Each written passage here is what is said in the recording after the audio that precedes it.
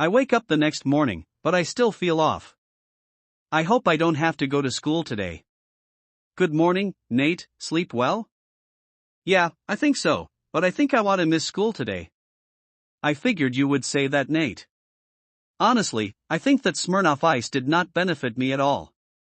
Dad, what is this lingering sick feeling I am experiencing? It's called a hangover. It's what happens when you drink alcohol sometimes. Oh, I groan. I couldn't believe I thought that was a swell idea at first, that Smirnoff Ice was a bad idea. But oh well, I hate going to school anyway. I can watch TV and read comic books all day now. But my plans are foiled when Dad says, now that you're staying home, maybe you can figure out how to get the carpet stain out. Oh yeah. I say with a guilty conscience. I forgot I threw up yesterday on the carpet. We may have to get a professional for that. But I thought you can clean it up, Nate, since it's your mess after all. What? Why me? I don't feel well, remember? Then he says, yes, I know you don't feel well, but sometimes adults have to do chores, even when they're sick. Well, there's no getting out of it now. And Nate, if you do this chore, I will buy you a family-sized cheese doodles. Wait, did he say cheese doodles? They're my favorite snack of all time. Wow, cleaning the carpet stain won't be so bad after all. I rush downstairs and get started right away. You're a great son, Nate. And you're an awesome dad. I say back. Look, it wasn't smart of you to drink alcohol, but I figured you deserve an award since you're not feeling good. Honestly, so true, I do work my butt off a lot. Not too long, I got the stain out of the carpet. Phew, who knew scrubbing a carpet could be a workout? There's my exercise for the day. I got to say, you did awesome. As promised, I will buy you cheese doodles. Dad says to me after I finish. Thanks, Dad, you're the best. Can I come with you? No, Nate, you should rest. It seems like you are feeling better already. As a matter of fact, I am feeling better. Maybe you can go to school for half the day, if you feel up to it. No thanks, I'd rather go tomorrow. I speak. Okay, I must get going, and I also have a few errands to run too, so it will be a while. That's okay, sometimes it's nice to have that alone time. I wave bye to Dad. Awesome, time to myself, I thought to myself. Hey, I have an idea, since Dad is running errands. I can make more strawberry custard, sweet. I was starting to run out of it anyway. Making it is quite easy, you just need a few ingredients. It can remind me of Tubby Custard from Teletubbies, but I want that bowl someday. I'm pretty sure everyone wanted to try the Tubby Custard. A couple of minutes later, I finish making it. I decided to save it for later since my stomach is feeling better. I wouldn't want to throw up my latest creation. Then, my phone starts vibrating. Francis is calling me. Hey friend, how's it going? He says back, hey Nate, how was the movie? I explained the whole story. He is shocked. Really, but you love the Time Disruptors. Yeah, it was a flop in my opinion. It's nothing like the TV show. I was going to ask, are you free on Saturday? I'm having a party. Yeah, I'm free on Saturday, but it isn't your birthday. I know, Nate, but it's just to get together. I'll have lots of snacks. I'm down for snacks, count me in. Bye Francis, see you Saturday. Bye Nate, talk to you later. I hang up. This is awesome. Francis is throwing a get-together and I'm invited. I can't wait till Saturday, but for now, I must focus my week on attending school. Chapter 4, Hanging with the Godzilla. Mrs. Godfrey is the worst. Sleeping is all fun and games until you hear the alarm clock. Sometimes, your alarm clock can be your worst enemy because that means I must go to school. Come on Nate, you're going to be late for school. I groan with disappointment. Maybe I can convince Dad to homeschool me. But I get up anyway, get dressed, then go downstairs to eat breakfast. Oh goody, lumpy oatmeal is my favorite, note the sarcasm there. I grab my backpack, say goodbye to Dad, and I am off. When I go to school, I prefer to walk. The school is only a couple blocks away from my house. Usually, my friends walk with me, but remember that they graduated first. So, they don't have to attend PS 38 anymore, lucky stiffs. Also note that it's not like the previous novels that the original author wrote. If you read those novels, you know what I mean. I mind my own balls of beeswax when someone grabs my undivided attention. Sigh, it's Jenny, the love of my life. She's even more beautiful as an adult. My heart starts pounding romantically, I just want to marry her. Except, there is a problem with this desire, Arthur. She married him a few years ago and already has kids. If only Arthur were in China, then she can see how awesome I am. Hey friend Nate, where are you going to at this time of the day? Arthur says with a smile on his face. Well, at least Arthur finally speaks perfect English.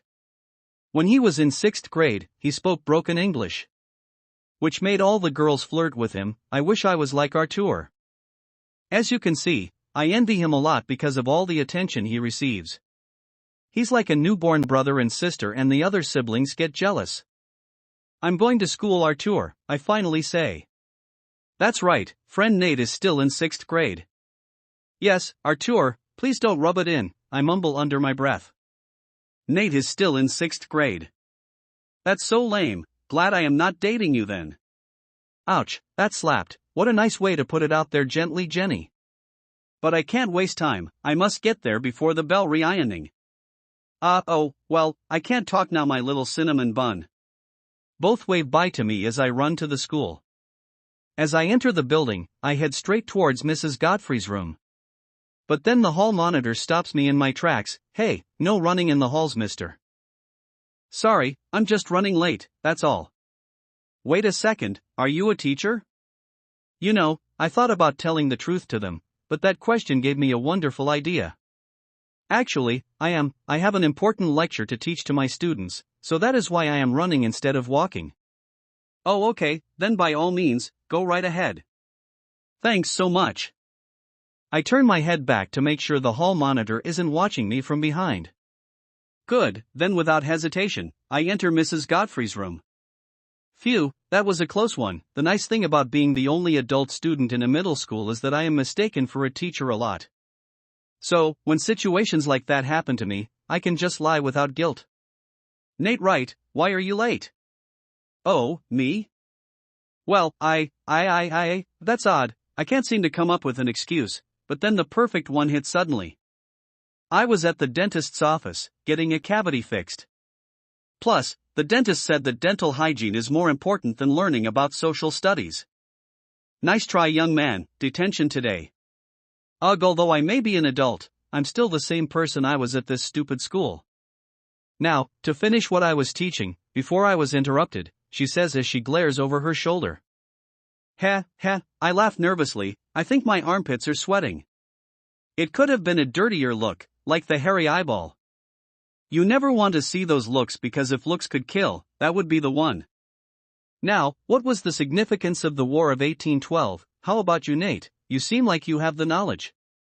Well, one thing for sure was that the old-timers had it easier back then in 1811 than in 1812. The whole class starts cracking up and Mrs. Godfrey starts stomping towards my desk. Young man, I am tired of your silly ways.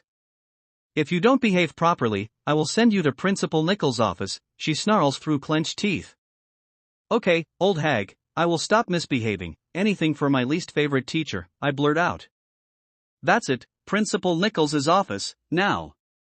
Oops, went too far with the jokes there, but I can't help it. Being a pain in the butt is my motto here at PS38. I mean, there was one time I acted too nice, and Ratcliffe became a total dump, so that is why I am mischievous. So, I walk to the principal's office, I can't wait to be done with this school. First, I see Mrs. Shapolsky by her desk. That woman should have retired by now, she's like 80. But hey, I like Mrs. Shapolsky as a friend, she's like a glue to the whole school. Without her, the school just falls apart. Hi Nate, what brings you here? I made a few snarky remarks in front of Godfrey. I see, Nichols is in his office, I will tell him you're here. There's nothing like a reunion with the principal, I think he really wants to see me graduating from here. You can tell he is so sick of me. Oh God, it's you, why are you here in my office? I made a hilarious remark about Godzilla, you should have heard me, I was a comedian. Oh, I also called her an old hag, I say with a smirk. Principal Nichols puts his hand on his head. Nate, you got to stop being so rude, it's getting old. What do you mean it's getting old? I'm Nate Wright, a pain in the fanny, I say with such pride. Yes, I know you're a pain, but why can't you be like your sister Ellen? She was a good student, Principal Nichols says with dreamy eyes. I roll my eyes, it always leads to my older sister. Why do the oldest get the most attention? I mean, come on, what am I, chopped liver? Well, you are free, Nate, don't cause any more trouble. Alright, see you later. Principal Nichols lets out a sigh of relief as I leave his office. Mrs. Shapolsky, do you have any aspirin? That boy gives me a headache. Yes, sir, he will graduate soon, I just know it. Now at this point, I just go through my normal school day, same old, same old. Then, the bell rings for lunchtime. It's one of my favorite times in a school day. Unfortunately, the food has a lot to be desired, but it's just a period on not thinking about learning. Today, Zora made meatloaf surprise and macaroni and cheese. Although is meatloaf supposed to be green because I don't think so personally. Dad didn't pack me a lunch this time, he said I should appreciate the school's lunch for a change. Honestly, I'm not very hungry at this exact moment. Maybe I'll just go to the vending machine and buy cheese doodles. PS 38's lunchroom feels emptier than it was back then, probably because more kids are homeschooled. Or it could be the fact that Jefferson is better than this dump. But on the bright side, I don't have to see Chester or Randy. If you remember both from the comic strip or the other books, they were super scary. Chester is the type if you mess with him, he will turn you into this disgusting meatloaf here. Speaking of meatloaf, I was too lazy to get up. My brain thought it would be fun to pretend to play basketball and make the winning shot. But I didn't make it, I ended up hitting another student. You, so nasty. Hey Pinhead, watch where you're throwing. Then, they throw a celery stick at me, luckily, they missed me by a long shot.